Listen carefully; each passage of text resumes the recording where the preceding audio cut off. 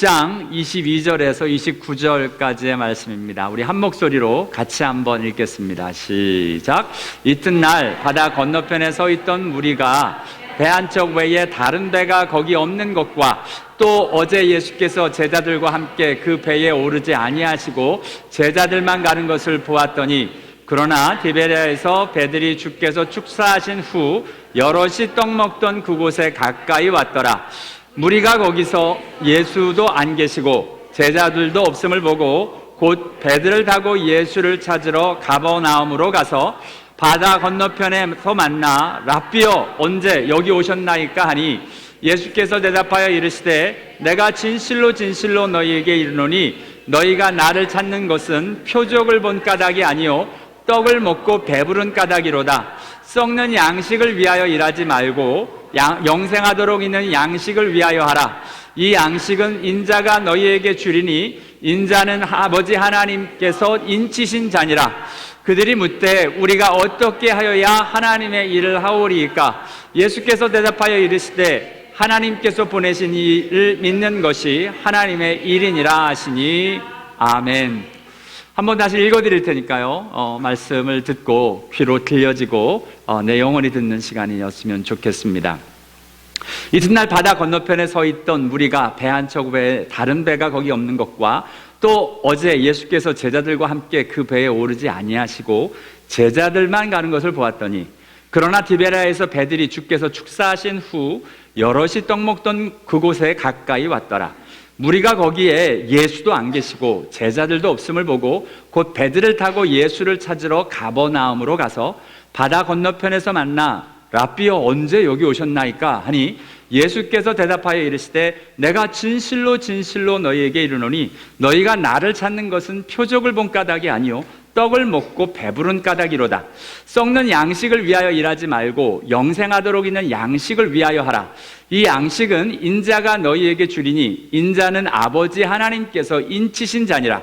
그들이 묻되 우리가 어떻게 하여야 하나님의 일을 하오리까? 예수께서 대답하여 이르시되 하나님께서 보내신 일을 믿는 것이 하나님의 일이니라 하시니라. 아멘. 자, 오늘 본문은 나름대로 굉장히 유명한 말씀입니다. 오늘 본문에서 저와 여러분이 또 우리에게 말씀하시는 귀한 하나님의 음성을 듣기를 원하는데요. 요한복음은 굉장히 독특한 성경이라고 말씀을 드렸죠.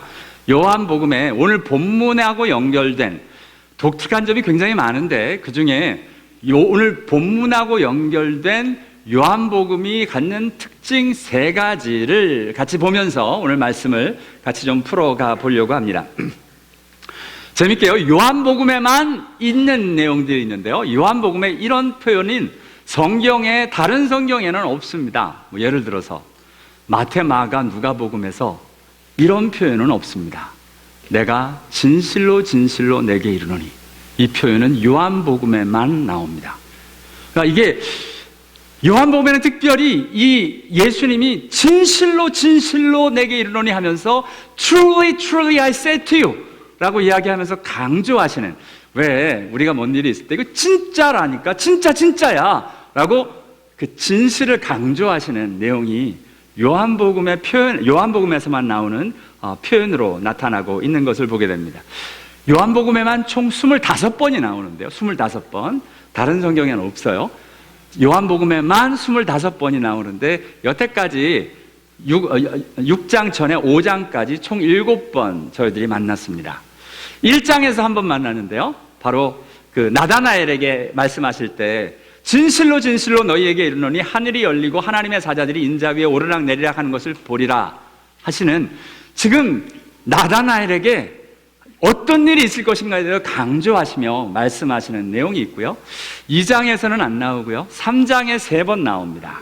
특별히 니고데모한테 이 거듭남을 깨닫지 못하는 이 니고데모에게 진실로 진실로 내게 이르노니 사람이 거듭나지 아니하면 하나님 나라를 볼 수 없느니라.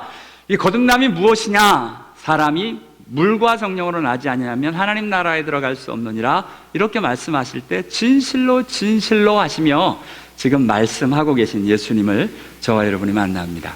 4장에는 또 이런 표현이 없고요, 5장에 가서 3번 또 이 베데스다에 38년 된 병자를 고치고 난 다음에 이 유대인들, 자, 여긴 맨 처음엔 제자 나다나엘이었고요. 그 다음에 이제 니고데모하고 대화 때 얘기 나왔고요. 그 다음에 여기서는 이 유대인들과 이야기를 할 때 내가 진실로 진실로 너희에게 이르노니 하면서 내가 하는 일이 어디서부터 왔는지에 대하여 유대인들에게 이렇게 말씀하십니다. 그리고 나서 묘하 6장에서만 4번이 나옵니다. 그 중에 오늘 한 절이 맨 처음에 26절이 오늘 본문에 포함되어져 있습니다. 앞으로 지금 요한복음이 나름대로 좀 길어요. 한 장 한 장이 굉장히 깁니다. 6장은 세상에 71절이에요. 그래서 맨 처음에 표적 2개 볼 때는 재밌게 넘어가다가 나중에 그 뒤에 줄줄이 나오는 이야기들이 잘 따라 읽지 않으면 졸기 딱 좋은, 잠자기 딱 좋은 이 장이 6장입니다. 근데 이 6장에 예수님이 얼마나 강조하고 싶은 내용이 있었냐면 진실로 진실로 너에게 이르는 일을 4번 쓰시면서 지금 말씀하시는 겁니다. 오늘은 그 첫 번째 이 이야기를 같이 좀 이따가 풀어갈 겁니다. 이게 첫 번째 요한복음의 특징인데 오늘 본문과 연관된 두 번째 특징은 요한복음에만 유독하게 그렇게 질문이 많아요. 사람들이 질문하고 예수님도 질문하고 하는 질문 내용이 많은데 독특한 질문이 많고 독특한 대화가 많아요. 다른 성경에서는 대화를 그렇게 많이 안 합니다. 그런데 우리 요한복음에서는 대화를 통해서 문제를 풀어갑니다. 예를 들어 저와 여러분이 이미 보았습니다만 3장의 니고데모와도 예수님이 막 대화를 하세요. 근데 니고데모가 거듭나는 게 뭔지, 어떻게 사람이 2번 날 수 있는 겁니까? 어머니 뱃속에 들어갔다 나오는 겁니까? 하고 질문함으로 말미암아 거듭남의 그 진짜 비밀이 저와 여러분에게 알려지게 되는데요. 가끔은 그래서 솔직하게 우리가 모르는 대로 그냥 질문하는 게 좋습니다. 아는 척하고 알고 앉아있는 게 위험한 겁니다. 이게 요즘은 수요 예배로 바뀌었습니다만 수요 남성 성경 공부가 있었을 시에 한참 우리가 이렇게 하다가 우리 여자분들도 오게 할까요? 그랬더니 남자분들이 벌쩍 뛰는 거예요. 남성 성경 공부에 여자들 오면 안 된다고. 왜 그러냐고 물었더니 질문을 못하게 한대요. 뭔가 질문하려고 그러면 그런 걸 창피하게 질문한다고. 근데 죄송한데 여자분들도 모르면서 다 아는 척하고 앉아 계시면서 고개 끄덕끄덕 하면 아는 것 같지만 근데 정말 솔직히 남자도 우리는 모르는 거 모른다고 얘기하잖아요. 아닌가? 모르는 거 모른다라고 이렇게 저희 남자 성경 공부에서 막 이상한 질문도 많이 나왔거든요. 그냥 솔직하게 해줘야 되는데 그렇지 않고 질문을 못하게 하면 이 문제가 됩니다. 질문을 못하게 하는 게 여러 가지가 있죠. 여자들도 못하게 하고 내 자존심도 못하게 하고 이게 쉽지 않은 겁니다. 그런데 고맙게 니고데모는 세상에 그 연세가 많고 학자고 관원인데도 불구하고 예수님 앞에서 이게 뭡니까? 거듭나는 게 뭡니까? 심지어는 예수님한테 쿠사리도 먹죠. 너는 유대인의 선생으로서 이것도 알지 못하느냐라고 야단을 먹음에도 불구하고 이렇게 문제를 풀어갑니다. 오늘 본문에도 지금 이 무리들과 예수님의 대화가 끊임없이 나옵니다. 질문이 나옵니다. 질문을 하다 보면 우리의 실체가 드러나요. 가만히 앉아 있으면 다 이렇게 괜찮은 것 같잖아요. 근데 이제 되게 말을 하면 깨는 분들 계시잖아요. 질문을 해보면 진짜 그 안에 있는 게 나오니까. 사람이 뭐를 질문하느냐가 굉장히 중요합니다. 그죠? 오늘 이 무리들이 6번에 걸쳐서 이제 59절까지 6번에 걸쳐서 예수님에게 질문도 합니다. 라삐 언제 여기 오셨나이까? 우리가 어떻게 하여야 하나님의 일을 하오리까? 그러면 우리가 보고 당신을 믿도록 행하시는 표적이 무엇이니까? 하시는 일이 무엇이니까? 이렇게 질문하면서 무리들이 어떤 신앙을 가지고 있는지 다 들춰내고 있습니다. 저와 여러분이 아는 척하고 있는 게 아니라 우리들의 속까지 다 드러나는 은혜가 있게 되길 원합니다. 이게 돼야 하나님 앞에 하나님의 귀한 말씀이 선포됩니다. 오늘 예수님이 오직 답답하셨으면 진실로 진실로를 4번이나 외치면서 이야기하셨을까요? 덕분에 이분들의 무식함 때문에 저와 여러분이 요한복음 6장이라는 소중한 말씀을 저희들은 날로 먹어요. 그죠? 질문도 안 하고. 근데 이 귀한 말씀이 우리들에게 동일하게 진짜 질문이 되어지면 같이 질문하고 그 답이 나의 답이 될 때까지 함께 갈 수 있는 은혜가 있게 되기를 원합니다. 자, 이렇게 요한복음의 특징이 이렇게 돼요. 이렇게 막 대화하고 질문하고 막 그 말씀이 풀어져 가요. 그래서 요한복음을 읽을 땐 쭉 그냥 이렇게 읽는 게 아니라 이게 누구, 예수님이 질문하시는 건지 무리들이 누가 질문하는지를 조금 표시하면서 읽으면 말씀이 좀 살아서 입체적으로 다가오게 됩니다. 세 번째 특징이 이미 여러 번 본 것처럼 7가지 표적, 요한복음에 나타난 7가지의 표적 중에 6장에는 2개나 나옵니다. 자, 요한복음에 7표적이 있죠. 물이 변하여 포도주가 되는, 그리고 말로만 왕의 신하의 아들을 고치는, 그리고 베데스다에 38년 된 병자를 고치는, 오병이어의 사건, 지지난주에 봤던 예수께서 물 위로 걸어오시는 사건, 그리고 실로암에 가서 눈을 뜨는 장님, 그리고 맨 마지막에 죽은 나사로를 살리시는, 이 지금 아주 다양한, 병자도 다양하고요, 그리고 고치시는 방법도 다양하고, 그리고 기적도 다양한, 표적도 다양한 모습으로 나오는데 그 중에 6장에는 이 2가지가 나옵니다. 왜 이렇게 7가지 표적을 기록하셨는지 그것에 대해서 요한복음 20장 30절에서 31절에 분명히 밝혀주셨습니다. 같이 다시 읽어보죠. 시작. 예수께서 제자들 앞에서 이 책에 기록되지 아니한 다른 표적도 많이 행하셨으나 오직 이것을 기록함은 너희로 예수께서 하나님의 아들 그리스도이심을 믿게 하려 하며 또 너희로 믿고 그 이름을 힘입어 생명을 얻게 하려 함이니라. 아멘. 자, 지금 표적도 다른 것도 되게 많은데, 그렇죠. 마태, 마가, 누가복음을 보면 뭐 예를 들어서 바디메오가 눈을 뜬 사건도 있고요. 근데 요한복음엔 그 내용이 없어요. 제가 오늘 말이 좀 빠른가요? 네, 천천히 해야 되겠네. 네. 말을 빨리 한다고 사람이 정신을 차리는 건 아니더라고요. 죄송합니다. 오늘 제가 커피를 너무 많이 마셨나 봐요. 혀가 빨리 돌아가는 느낌이 있어가지고 지금. 네, 오케이. 자, 다른 표적을 많이 행하셨는데 그 중에 이렇게 말씀을 기록한 이유는 딴 게 아니라는 거예요. 우리 2주 전에 본 것처럼 예수께서 다른 분이 아니라 하나님의 아들 그리스도이심을 믿게 하려 합니다. 그것을 증거하기 위한 그것이 표적이다. 미라클과 미라클러 사인이 다르다고 말씀을 여러 번 드렸습니다. 미라클은 그냥 기적, 신비한 일이 일어난 것 뿐입니다. 미라클러 사인은 그 기적이 무엇인가를 나타내고 있다는 겁니다. 표적. 그래서 이 앞에 나온 이것이 그냥 기적이 될 수도 있죠. 그냥 예수가 그리스도임을 가르치지 않으면 기적입니다. 그런데 이것을 통해서 예수가 그리스도임을 나타내고 있기 때문에 이것을 표적이라고 저희들이 해석하며 말씀을 보는 겁니다. 자, 이렇게 나타나고 있는 이 3가지 요한복음의 특징이 있습니다. 총 7가지 특징이 있는데 그 중에 3가지만, 오늘 본문에 관계된 3가지만 같이 보았는데요. 이 7개 표적 중에 2개, 특별히 오병이어의 사건, 이 오병이어의 사건은 요한복음에서는 주로 이렇게 먹이는 사건으로 나오지만 사실은 좀만 앞으로 가서 봐도 단지 먹이는 게 아니고요, 병자들에게 행하는 표적을 보았기 때문에 무리가 모였답니다. 사실 이 마태복음, 마가복음, 누가복음에서의 오병이어 사건을 앞에서 설명하기를, 사람들이 왜 모였냐면 오병이어 사건 일어나기 전에 큰 무리가 모였는데 그 이유가 예수님이 병자를 고쳐주시고 예수님이 가르치시고 예수님이 또 그들을 받아주셨기 때문이다라고 이야기를 하고 있습니다. 그렇죠. 사람들이 모일 땐 곧 막 예수님이 가! 하기야 뭐 우리 한국의 그 욕쟁이 무슨 뭐 할머니 집에는 사람들이 욕을 해도 들이밀고 간다 그럽니다만, 그게 아니라 지금 예수님이 그들을 받아주려 주고 하나님의 말씀을 이야기하고 병을 고쳐주니까 사람들이 모이기 시작합니다. 그 와중에 오늘 예수님이 이 오병이어로 5,000명을 먹이는 사건이 일어났습니다. 지금 요 내용들을 잘 보면 지금 큰 무리를 먹이셨습니다. 큰 무리.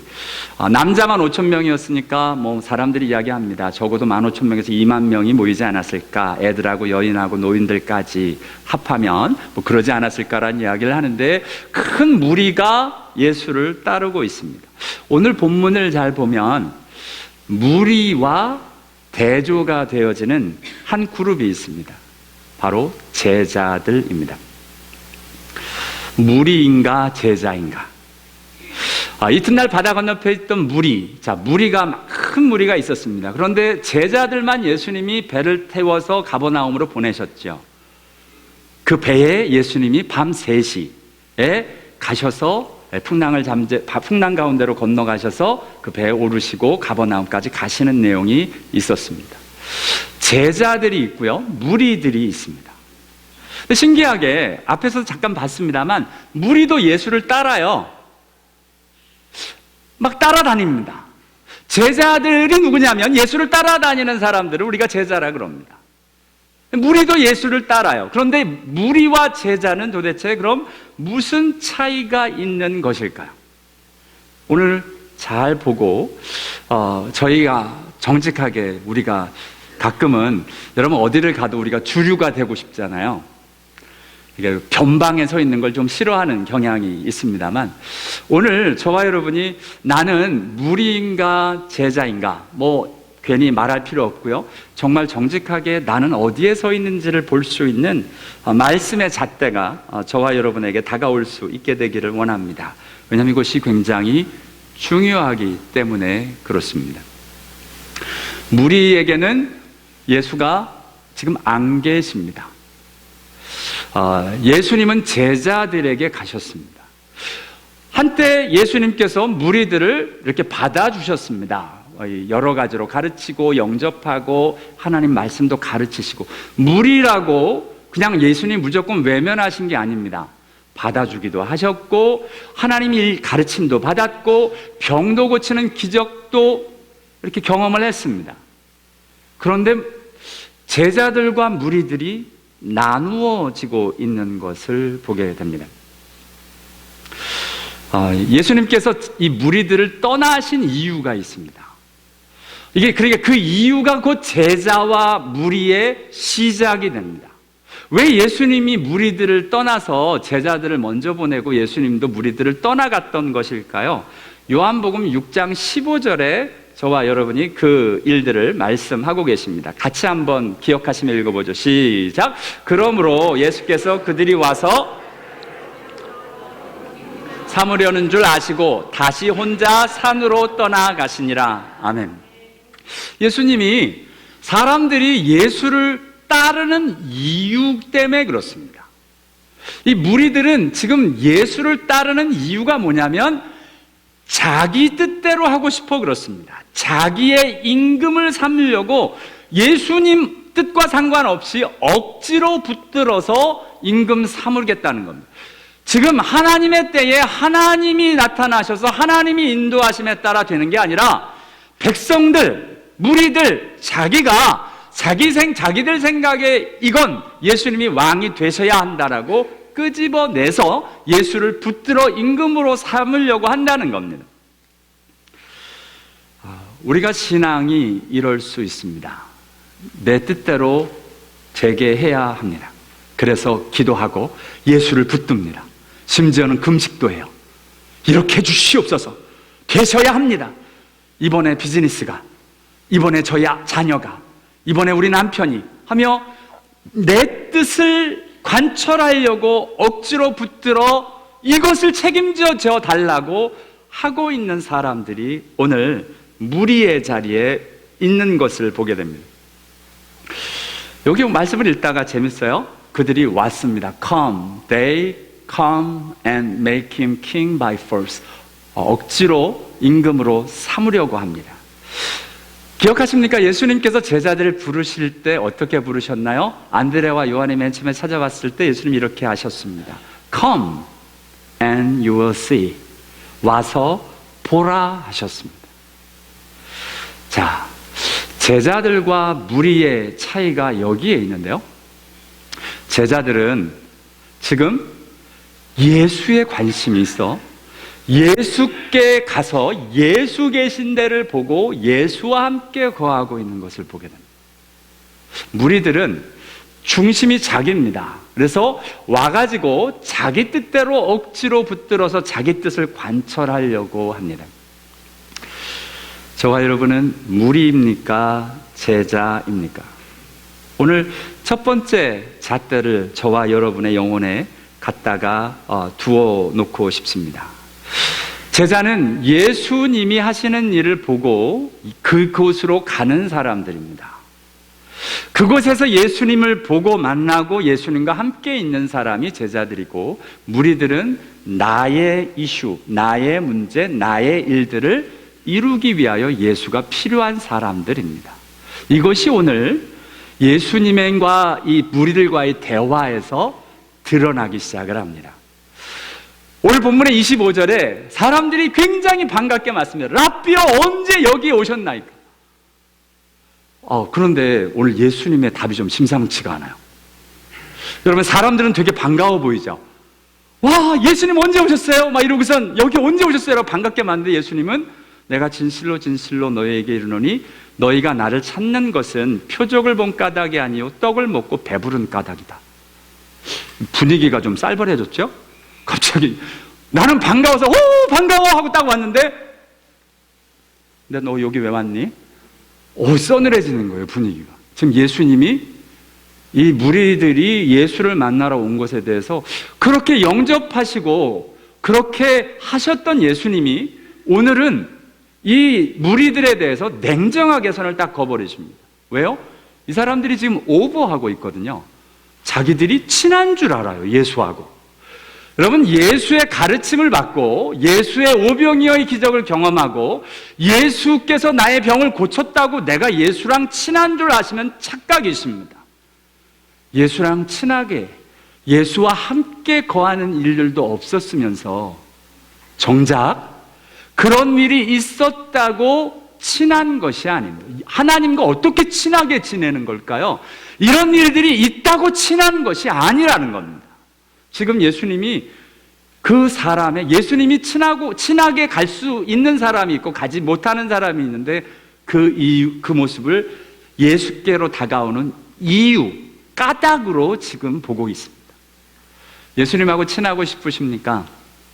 그러시면 예수님이 원하시는 예수께 나가는 이유가 나의 이유가 되어야 합니다.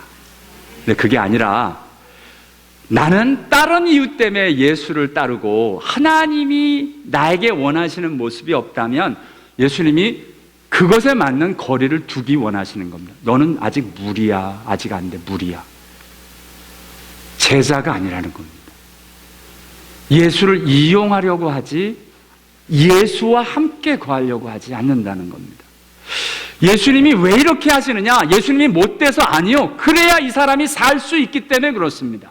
만약 이 사람이 하나님과 가깝다고 착각하고 계속 들어오게 되면 이 사람은 영원히 예수를 못 만나기 때문에 그렇습니다. 자기의 현실을 알아야 합니다. 저와 여러분이 나의 현실과 나의 모습을 정직하게 알 수 있는 은혜가 있게 되기를 원합니다. 우리는 많이 자꾸 속아요. 뭐에 속느냐? 정답에 속아요. 정답을 안다고 그 답이 나의 답은 아닙니다. 이 correct answer가 있고 honest answer가 있습니다. 정답, 바른 답입니다. 소유리 문답, 웨스트민스터 소유리 문답 제1항에 사람을 만드신 이유가 무엇이냐? 네, 하나님께 영광을 돌리고 하나님의 찬송이 되게 하는 목적입니다 라고 답은 할 수 있지만, 그 답이 나의 답, 나가 그것을 믿음으로 고백할 수 있는 진정한 나의 답이 되지 않으면 죄송한데 그것을 아는 것이 저와 여러분에게 독이 될 수 있습니다. 그것 때문에 우리는 그런 줄 알고 살기 딱 좋기 때문에 그렇습니다. 오늘 예수님께서 그 무리들에게 좀 냉정하게 선을 긋는 이유가 있습니다. 그 사람들을 살리기 위해서입니다. 안 그랬다간 그 사람들이 착각하기 때문에 그렇습니다. 그것이 하나님을 섬기는 예인 줄 알고 그것이 예수께 나아가는 방법인 줄 알고 착각하기 때문에 그렇습니다. 예수님이 원하시는 기도의 세계로 가고 싶으십니까? 기도를 하다 보면 기도의 벽이 다가올 때가 있습니다. 그 기도의 벽을 무너뜨리는 순간이 보통 이 순간입니다. 보통 기도의 시작이 달라 기도가 시작이 맞습니다. 병자들이 와서도 병 고쳐달라고 하는 기도 잘못된 게 아닙니다. 무리의 입장이기 때문에 그렇습니다. 그 이때는 그렇게 기도하는 겁니다. 그곳을 잘못했다고 야단친 적이 없습니다, 예수님은. 근데 문제는 그렇게 기도하는 게 전부인 줄 아는 게 문제입니다. 거기서부터 그 벽을 허물고 예수께로, 예수가 원하는 기도의 자리로 나가야 되는데 그 벽이 허물어지는 게 쉽지 않습니다. 왜요? 우리는 정답을 알고 있기 때문에 많이 그렇습니다. 먼저 그의 나라와 그의 의를 구하라. 그리하면 이 모든 것을 너에게 더하시리라. 암송하고 다 알아요. 그래서 기도할 때도 일부러 기도 제목 중에 하나님의 나라를, 하나님의 뜻에 합한 것을 앞에 두고 다 기도한 다음에 그 다음에 내 기도를 하면 들어줄 것 같은, 하나님은 그렇게 속지 않으십니다. 정답 뒤에 숨는 우리를 하나님은 다 들추어내십니다. 그것이 은혜입니다. 저와 여러분이 신앙생활을 하며 정답 뒤에 숨어서 마치 나는 괜찮은 것처럼, 예수와 친한 것처럼 착각하는 어리석음의 자리에 있지 않기를 원합니다. 예수님이 우리를 들춰내실 때 정직하게 하나님의 앞에 설 수 있는 은혜가 있게 되기를 원합니다.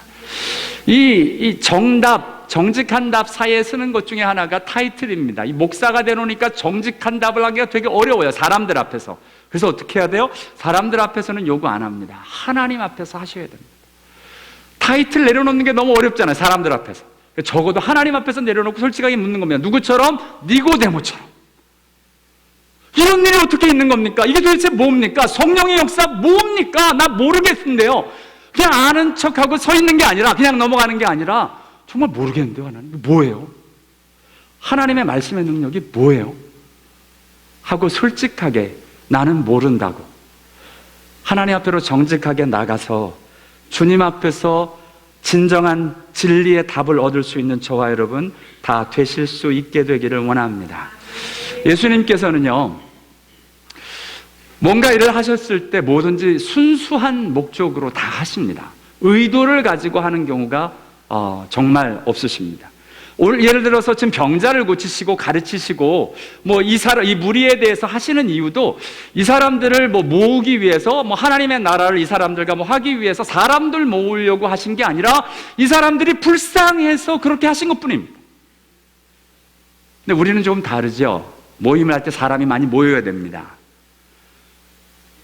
그게 아니라 정말 한 영혼, 한 사람, 그 사람이 주님의 마음처럼 불쌍해지기도 하고 순수한 하나님의 마음의 자세로 내려가 주님이 일하실 수 있는 그 자리로 함께 갈 수 있게 되기를 원합니다.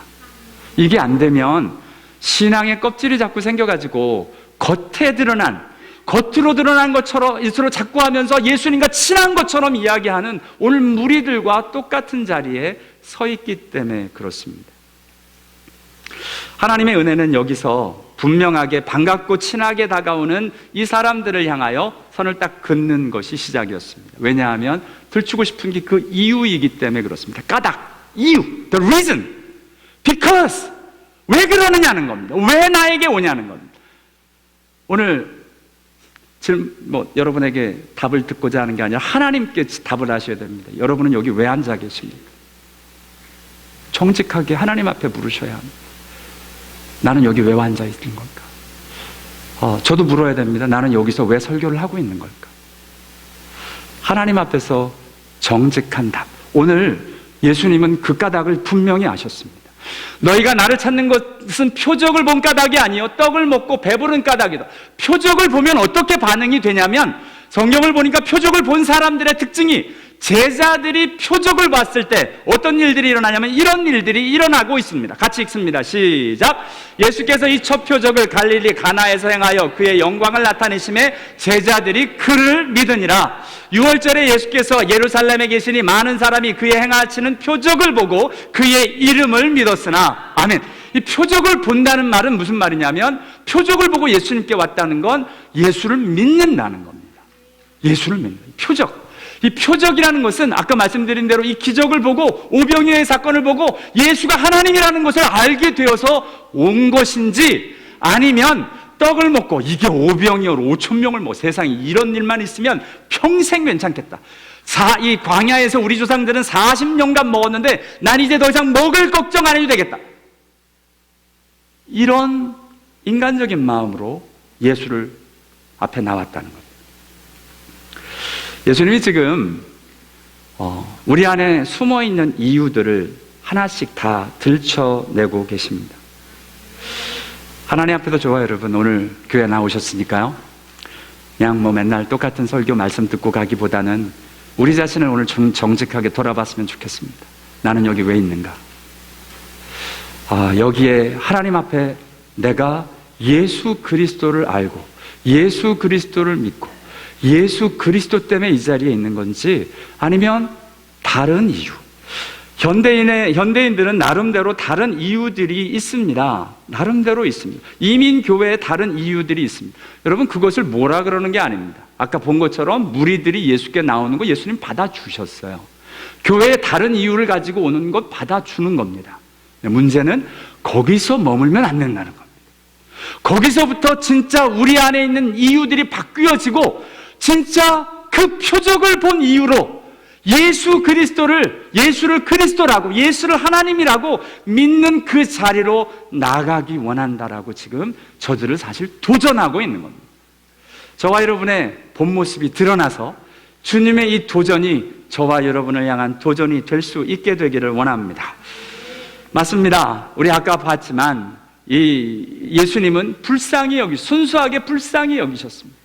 그러니까 저희들의 정직하게 우리의 마음 안에 무엇이 있는지, 심지어는 칠병이어를 사건, 4,000명을 먹이는 그 사건에서 무리를 불쌍히 여기노라 그들이 나와 함께 있은지 이미 사흘이 지났으나 먹을 것이 없도다. 순수하게 예수님은 사람들을 모으기 위해서 오병이어나 칠병이어를 하신 게 아니라 그 사람들이 너무 불쌍해서 그 일을 하셨습니다. 하나님 앞에서 이 예수님의 진실, 예수님의 진짜 그 이유, 5,000명, 4,000명을 먹이신 이유가 불쌍해서였습니다.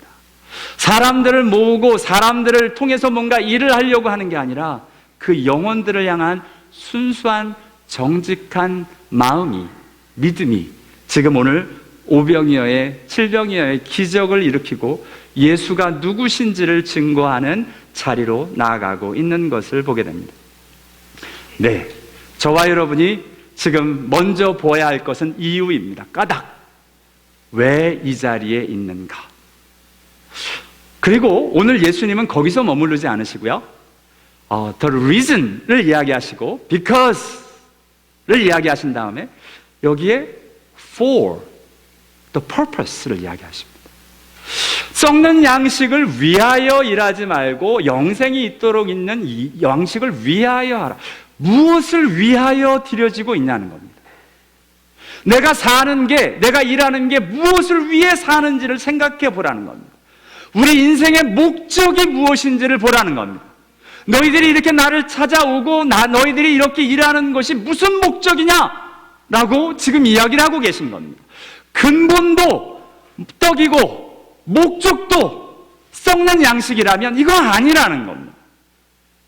예수 앞에 나오는 이유는 표적을 보고 예수가 하나님의 아들인 사실을 알고 믿었기 때문에 나오는 거고, 영생하도록 있는 양식, 영생을 얻기 위하여 가는 것이 믿음이요 신앙이요 하나님 앞에로 제자의 삶이다라고 말씀하고 계십니다. 저와 여러분이 오늘 또 정직하게 또 서야 됩니다. 두 번째로, 나는 어디로 향해 가고 있는가? 나의 신앙은, 나는 무엇을 위하여 믿음의 자리로 그렇게 나가고 있는가? 오늘 하루, 오늘 이 예배 드리는 동안 나의 목적이 다시 점검되어지고 정직하게 답하시면 됩니다. 하나님이 우리에게 속지 않으세요. 어차피 정직하게, 하나님 나는 솔직하게 나 잘 모르겠어요. 답하시면, 모르면 모른다고 답하시면 됩니다. 하나님, 내가 목사인데 모른다고 할 수도 없고 그렇지만 잘 모르겠네요 라고 솔직하게 얘기하는 게 좋고요, 하나님 앞에서 이 일들이 드러나야 그 다음에 하나님의 일들이 시작되는데, 이 양식은 인자가 너희에게 주겠다. 네, 이 영생의 일들, 생명의 떡을 예수님이 주시는데, 이 목적과 이유가 분명한 이 사람들에게 이 일들이 주어진다라고 말씀하고 계시기 때문에 그렇습니다.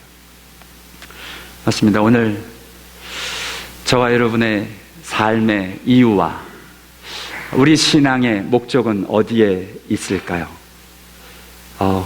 다른 것이 이렇게 지저분하게 붙어 있지 않게 되기를 원하고요. 그것이 정말 오직 예수 그리스도 한 분에 맞춰지는 은혜가 있게 되기를 원합니다. 자, 이렇게 말씀을 하시니까 예수님이 여기서 참 사람들은 말꼬리 잡는 특색이 있어요.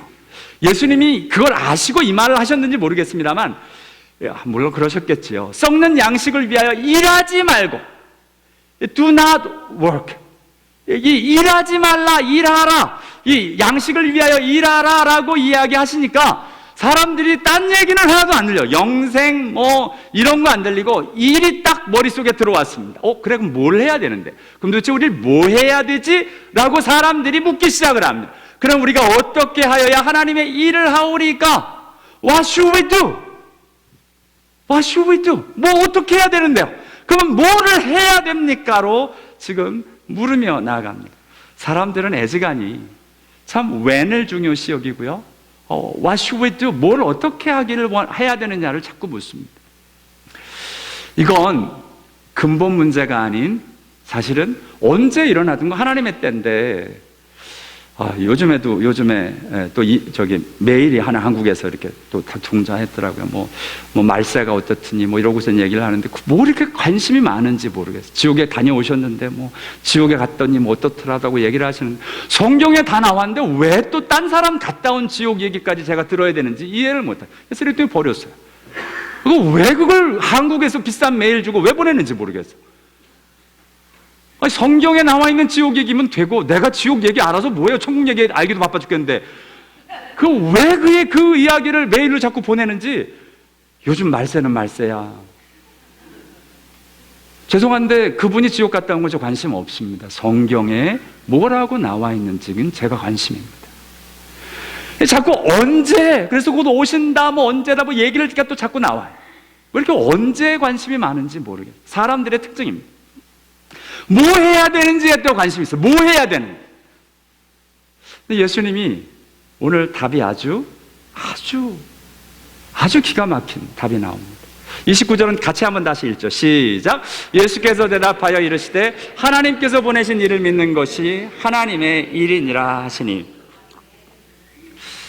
자, 이게 여러분, 이 말이 정말 굉장히 위대한 말이에요. 여기서 나왔는데요. 사람들은 What should we do?를 외치는데 예수님은 이렇게 얘기합니다. The work of God is this.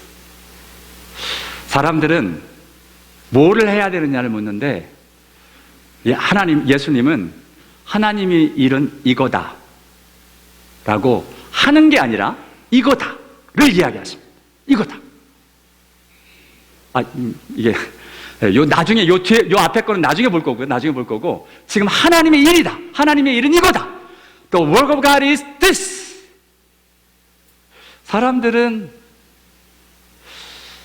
자꾸 하나님의 일이라는 주제 앞에서 What should we do를 외치는데요, 예수님은 What is it? 하고 물어야 된다라고 이야기를 하는 겁니다.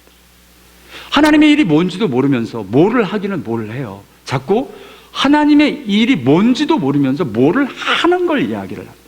무슨 말이냐? 여러분, 병자를 고치면 하나님의 일입니까? 아닙니까? 하나님의 일일 수도 있고 아닐 수도 있죠. 예수 안 믿는 사람은 병 못 고칩니까? 병자를 고치는 것이 하나님의 일? 꼭 그렇지 않습니다. 자, 그러면 설교를 하면 하나님의 일입니까? 설교를 한다고 하나님의 일은 아닙니다. 그죠? 설교를 하면서 하나님의 일을 할 수도 있고 설교를 하면서 딴소리 할 수도 있습니다. 설교를 하는 것, What should we do? 그러면 사람들이 원하는 게 이겁니다. 그러면 설교해라. 그러면 뭘 해라. 뭘 하라. 병자를 고쳐라. 구제하라. 구제하면 하나님의 일을 하는 겁니까? 하나님 믿는 사람이 구제할 수도 있고요, 예수 안 믿는 사람도 구제할 수 있습니다. 구제라는 뭔가 행위가, 뭔가 하는 것이 하나님의 일이냐 아니냐를 결정하는 게 아니고요, 무엇이 그 의미가 중요합니다. 하나님의 일이 무엇을 의미하느냐. 의미가 중요하지 지금 무엇을 행하느냐가 중요한 것이 아니다라고 이야기를 하고 계신 겁니다. 찬양을 합니다. 우리 찬양님. 찬양을 하면서 죄송합니다만 하나님의 일을 할 수 있고요. 하나님의 찬양할 수 있고 멋있게 노래할 수 있습니다. 그죠?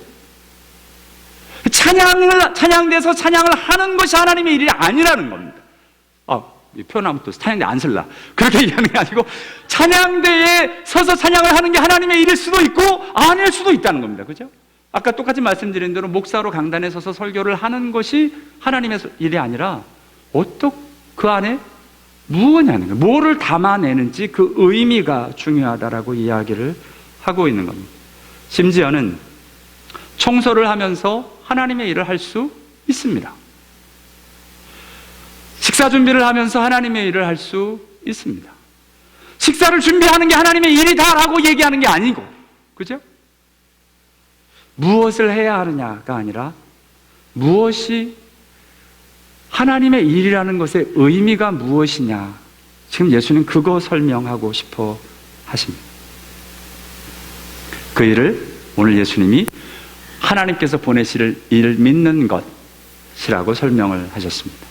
의미가 무엇이냐면 하나님의 일로 되어지는 의미가 주어지려면 찬양을 하며 이것이 하나님의 일이 되려면 그 가운데 하나님께서 보내신 일을 믿는 일들이 일어나면 이거 하나님의 일이고, 그게 아니면 노래하는 거고, 설교 가운데 하나님 보내신 일을 믿는 일들이 일어나면, 있는 것들이 있으면 그 가운데서 이 설교가 하나님의 일이 되는 거고, 아니면 그냥 강연이 되는 것 뿐이라는 겁니다.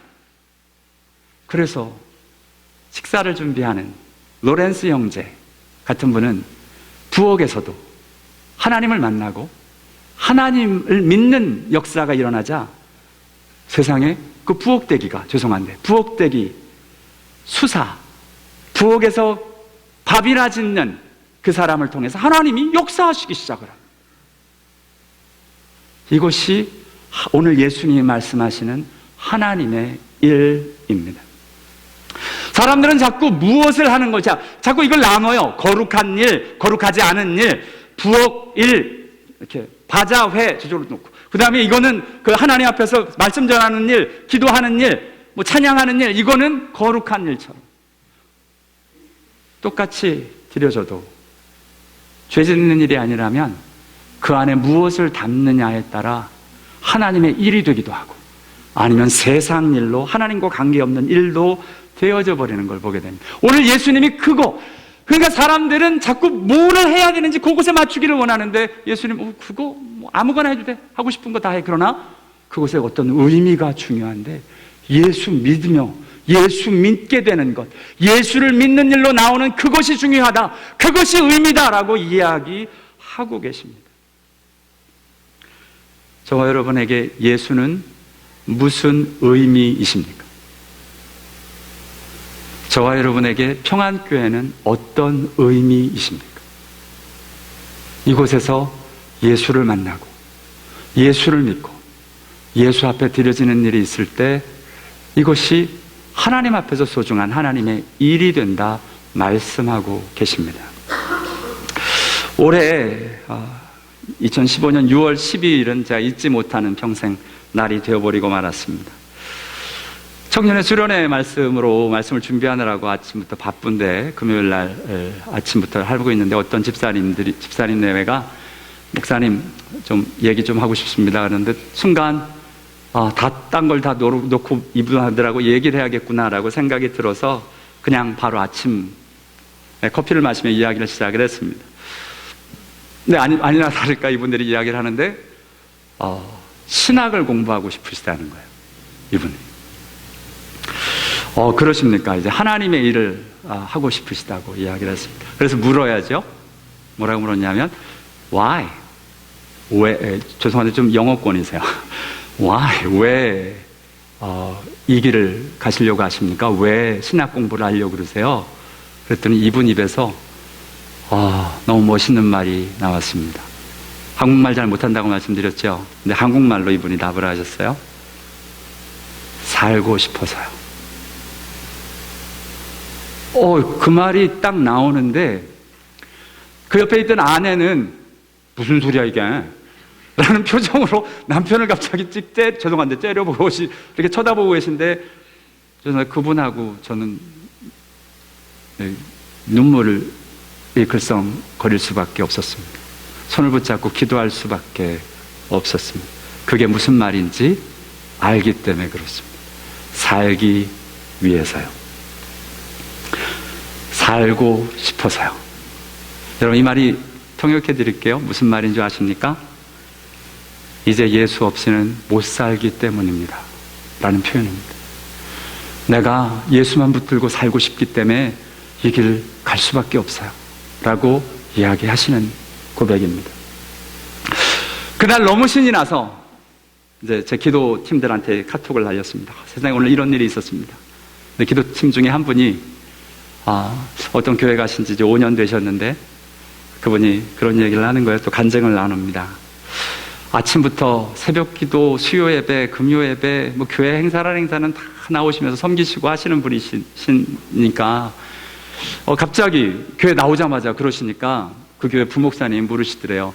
아니 집사님은 뭔 정성이 뭐 이렇게까지 매일 나와서. 그때 그 집사님의 고백도 그거였답니다.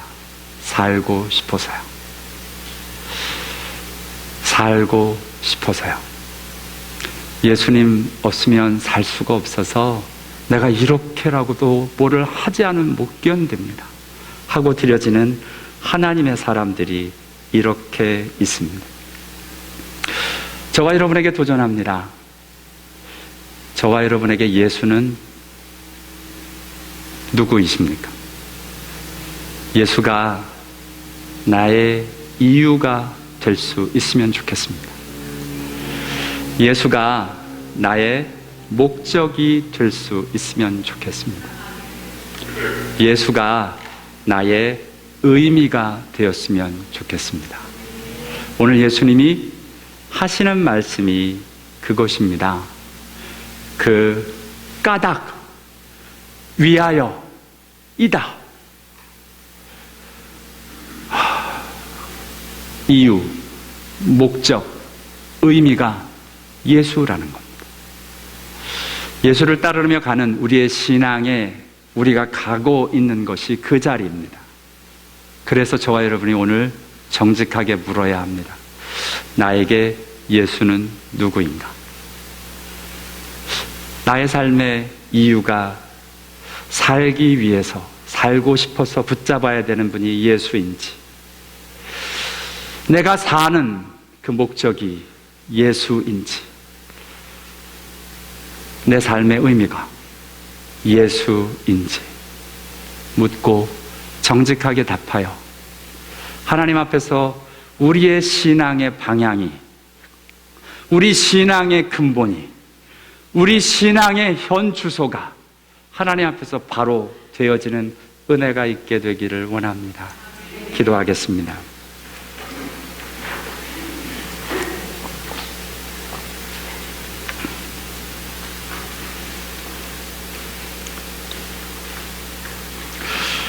사람 앞에서야 이런저런 말할 수 있습니다만 하나님 앞에서는 정직할 수 있잖아요. 우리 오늘 예수가 나의 이유이신지, 나의 목적이신지, 나의 의미가 되시는지 주님 앞에서만 솔직하게 고백할 수 있으면 좋겠습니다.